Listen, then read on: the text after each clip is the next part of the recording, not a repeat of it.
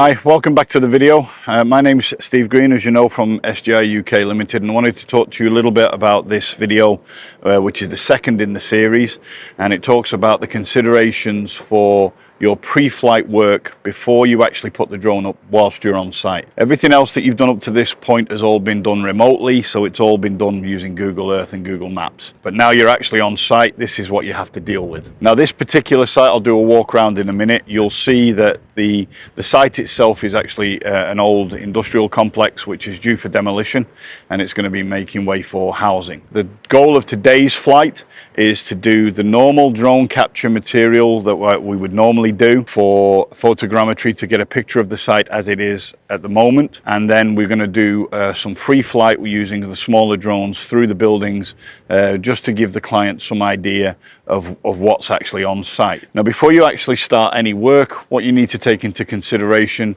are the conditions of the site. We have a lot of industrial buildings which may contain hazardous materials like asbestos, so keeping access for yourself down to a bare minimum, but also taking care when your equipment is going through the buildings. We also have a lot of power cables and phone lines at the lower end of the site, and just over to my left here there is a lot of trees and a main road. The site itself is split into, I would say, probably 30 different buildings, and each of these buildings had commercial use. Considerations for today: the weather. As you can see, it's a lovely day. It's quite bright and sunny, but that doesn't mean necessarily that it's a good day to fly. You do have to take into account things like the magnetic storm and the wind speed. I've done a wind speed reading. I'm getting about 2.3 meters per second at ground level, but once the drone is up and clear of the buildings, the wind will be a lot higher. Something else to consider is public access, which isn't a concern on this because there is no public access. So on this particular site, we've already laid out some ground control points, but I am going to show you some of the ground control points that I use, in particular on this site, because its majority of the surfaces are covered with tarmac or concrete.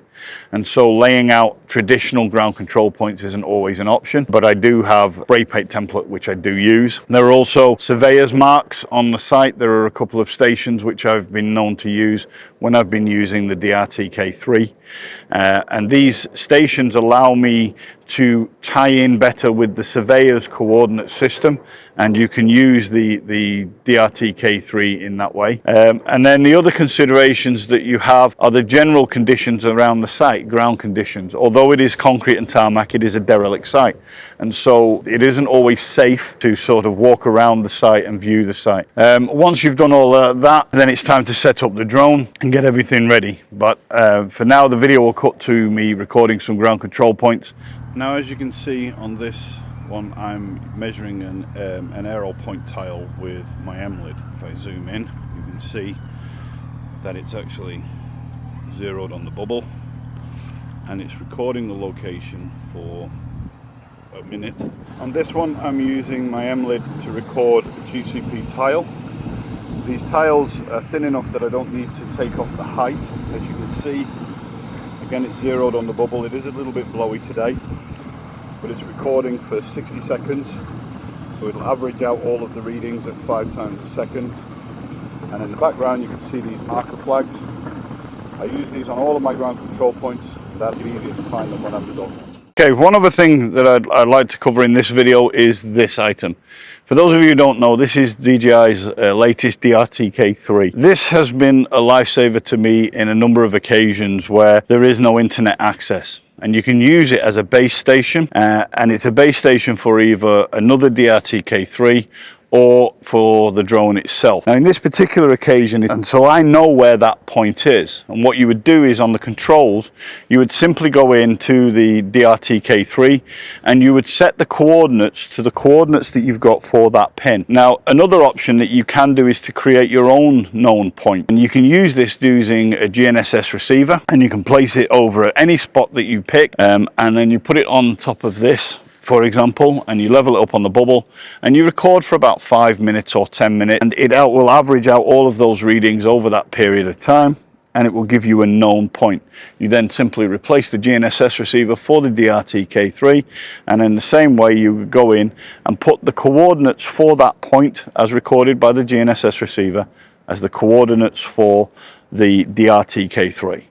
That means that now you are flying from a known point with your own correction surface, where it's comparing those corrections received to this receiver compared to the drone, and it's calculating your corrections. Okay, so now we've done all of the checks, all of the ground control points are out. It's time to actually get to the crux of what we're doing here. Now on this particular job, I'm using the M300 with the P1. So the first thing you need to do is, when you set it up, is to set it up as the manufacturer recommends, which is to ensure that all of the twist locks on the arms are correct and that the twist locks on the legs are all engaged. The arms on this model are white on white and the legs are red on red, but also the camera mount or the payload mount needs to be red on red. When you unfold the propellers, run your fingers across the front end, leading and trailing edges of each of the props to make sure that it's secure, make sure that they're not loose or anything like that. Ensure that your battery clamp at the back is in the right position. It will give you a warning if it's beyond a certain point, and just checking the airframe,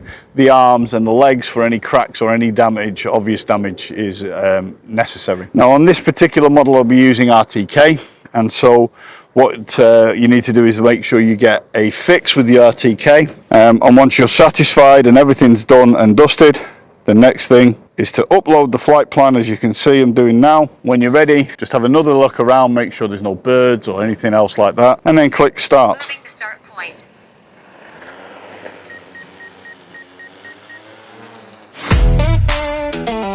Okay, so now the job's done.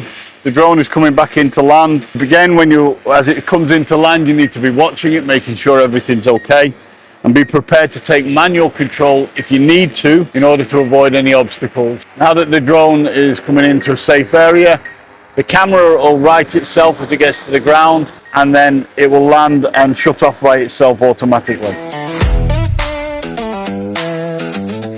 I also have fabric ones, which are these two here. Now I have a smaller size, which is this one, which I generally use on areas where there is open ground and you can only walk to get to the ground control point.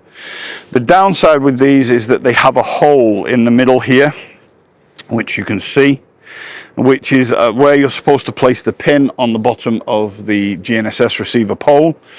But that means effectively that your pole is sat lower than your ground control point because the pin has pierced through this. It is a bit of a disadvantage, but the way around it is to simply make sure that wherever you put this, there is a rock or something hard behind. And I also have a larger one, which is this size. And again, I would only use this if I'm flying at a higher altitude. And again, it has that hole in the middle. Now finally, the type of ground control point marker that I've used for this are spray paint marks on the floor, but you still need to be able to define the center. Now I have this particular device which is made by 3D Design and Print, and it's called a Sky Stamp, and when you unfold it and clip it together, it produces a defined center point. And it also means that when you spray paint it on the ground, obviously if you're using Surveyor's spray paint, it will eventually come off, so it's great for as-built as well. But the main problem with this is that it can't be used everywhere.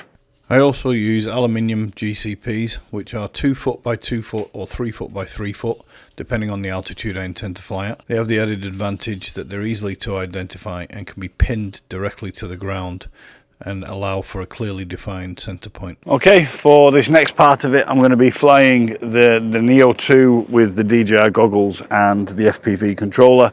I'm going to do a little bit of the FPV stuff through the buildings, and hopefully it'll be interesting and a bit of fun as well.